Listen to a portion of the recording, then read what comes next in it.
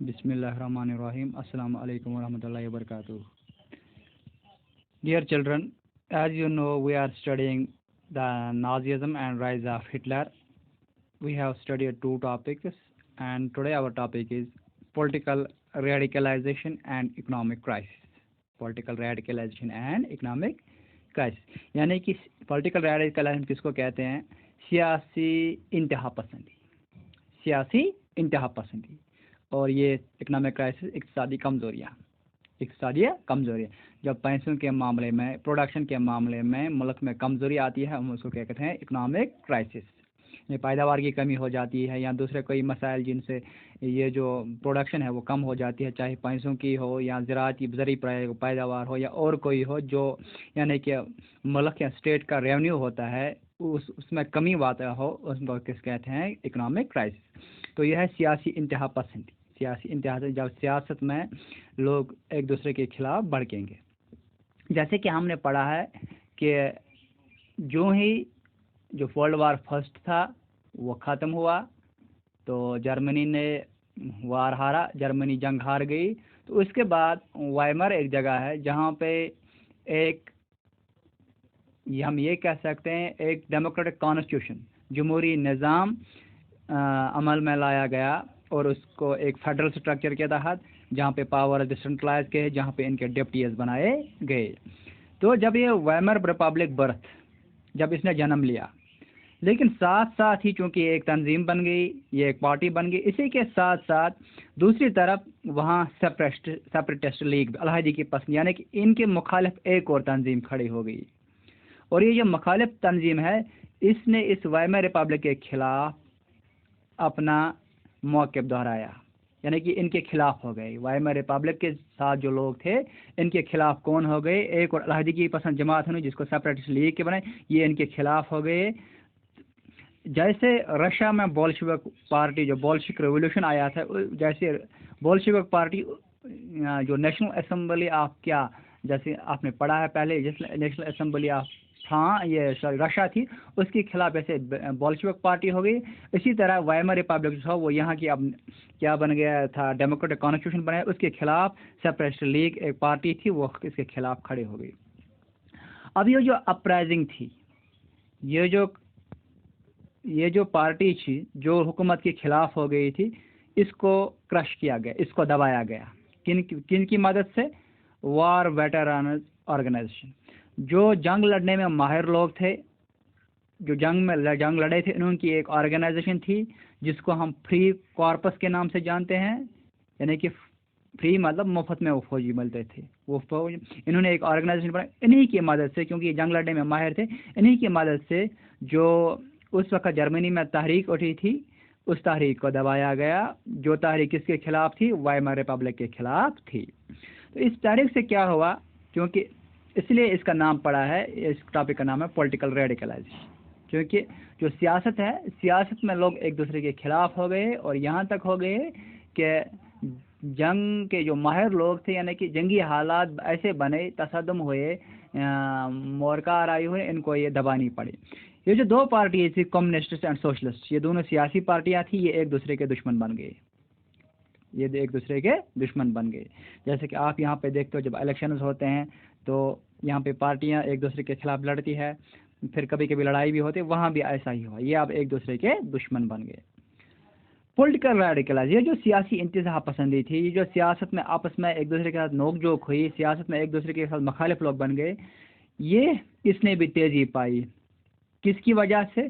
जो इक़्तिसादी कमज़ोरी हुई, कब? 1920 में, यानी कि जो इक़्तिसादी तौर पर मुल्क कमज़ोर हुआ, इक़्तिसादी तौर पर जर्मनी में जो कमज़ोरी आई, इससे क्या हुआ? ये जो सियासी तफावत था, सियासी इंतहा पसंदी थी, ये सियासत में एक दूसरे के खिलाफ लोग भड़कने, इससे इकोनॉमिक क्राइसिस ज़्यादा हुई। क्योंकि अगर ये एक टेबल पे आते, ये इसका कोई सोल्यूशन था, लेकिन जब सारे अपनी अपनी तरफ से खींच रहे थे, तो मुल्क की जो इक़्तिसादियत थी वो ख़राब हो गई, इसीलिए मुल्क का दिवाला निकल गया। इसके बाद जर्मनी ने क्या किया? क्योंकि आपको पता है वर्ल्ड वार फर्स्ट में क्या इफेक्ट है, क्योंकि वो वार ऑफ गिल्ट क्लास जो था, उसमें जर्मनी को क्या ये ذمہ دار ٹھہرایا گیا تھا کہ آپ نے ہی جنگ شروع کی اور جو بھی نقصان جنگ میں ہوا اس کا وہ معاوضہ آپ کو دینا پڑے. جرمنی نے کیا کیا؟ جب جرمنی نے اکنامک کرائسس ہوئی، ان کے پاس پیسہ نہیں ہے، انہوں نے کیا؟ ریفیوزل پہ انہوں نے انکار کیا، ہم یہ کمپنسیشن نہیں دیں گے، ہم یہ پیسہ نہیں دیں گے. لیکن اس کے بدلے میں فرانس نے کیا کیا؟ فرانس نے اس کا جو سب سے جرمنی کا جو سب سے کیا صنعتی ایریا تھا، لیڈنگ انڈسٹریل ایریا تھا، جس میں سب سے زیادہ انڈسٹریل کام ہوتا، اس پہ قبضہ کر دیا. کیا کر دیا؟ اس پہ قبضہ کر دیا. یعنی کہ اب دوسری طرف سے پھر لڑائی شروع ہو گئی. قبضہ کیوں کیا؟ ٹو کلیم دیئر کول، کیونکہ یہ یہاں پہ کول ہے، یہ ہمارا کول ہے، کیونکہ ان کو ہمیں معاوضہ دینا، انہوں نے جنگ میں ہمیں بہت نقصان کیا تھا، اب یہ معاوضہ نہیں دے رہے ہیں، ہم اس ایریا پہ قبضہ کریں گے جو ان کا صنعتی ایریا ہے، اور اس سے کیا کریں گے؟ یہاں سے کول لے لیں گے تاکہ جو قرضے کی بھرپائی ہے وہ پوری ہو سکے. کیونکہ اب فرانس میں اقتصادی کمزوری تھی. اب کیا ہو رہا تھا؟ جو یہ جرمنی میں کیا ہو رہا تھا؟ جرمنی میں جو کارٹ لوڈز تھی، یعنی کہ جن کو ہم کشر پہ آج ونان ریڈ، تم دسان بیل گاڑیاں، تم آسان وہ کیا کر رہے تھے؟ وہ جرمنی کے پیسے لے کے جا رہے تھے، کس لیے؟ روٹی خریدنے کے لیے. یہ دنیا کے مختلف اخباروں میں اس کو پبلش کیا گیا، یہ دنیا کے مختلف اخبار میں پبلش ہوا. اس سے کیا ہوا؟ جرمنی کو دنیا بھر میں ہمدردی حاصل ہوئی کہ نہیں، ان کے ساتھ ظلم ہو رہا ہے، ان کے ساتھ یہ نہیں ہونا. دیکھو ان کے بہت بڑی بڑی گاڑیوں میں نوٹ لے رہے ہیں، اور ان کو صرف وہاں سے کیا لائے؟ صرف روٹیاں لا رہے ہیں کھانے کے لیے. یعنی کہ ان کو کھانے کے لیے بھی کچھ نہیں ہے، اس کے لیے بھی ان کو کیا؟ دیکھو ان کا منی، ان کا پیسہ کتنا ڈی ویلیو ہو چکا ہے. اس لیے دنیا بھر میں ان کو کیا ہوئی؟ ہمدردی حاصل ہوئی.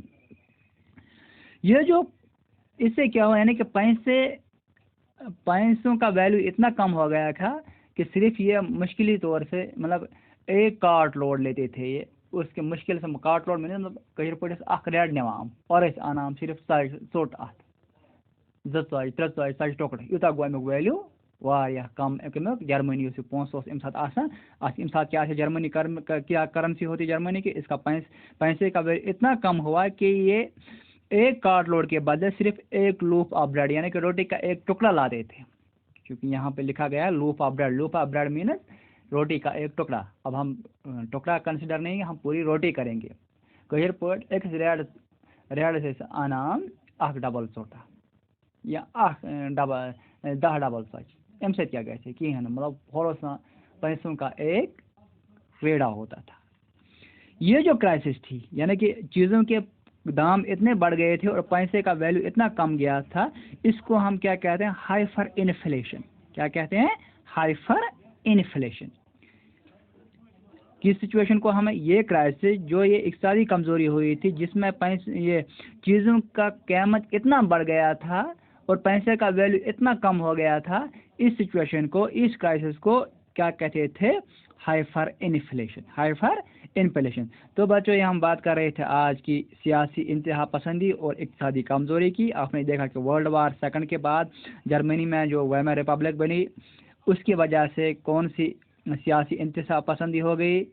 یعنی کہ جو پارٹیز تھی وہ ایک دوسرے کے مخالف ہو گئے، وہ ایک دوسرے کے خلاف لڑنے میں شروع ہو گئے.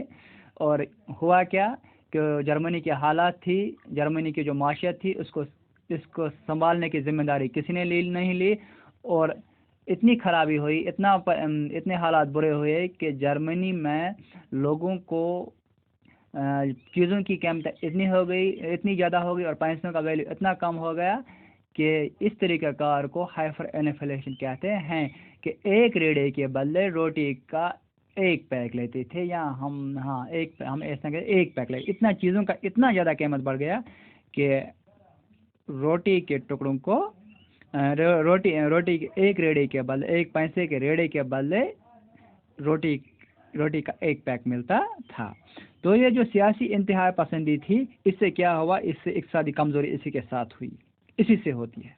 کسی بھی ملک میں اگر سیاسی جماعتیں غیر جانبدارانہ نہیں ہوگی، ذمہ دار نہیں ہوگی، تو اس ملک کا دیوالا نکل جاتا ہے.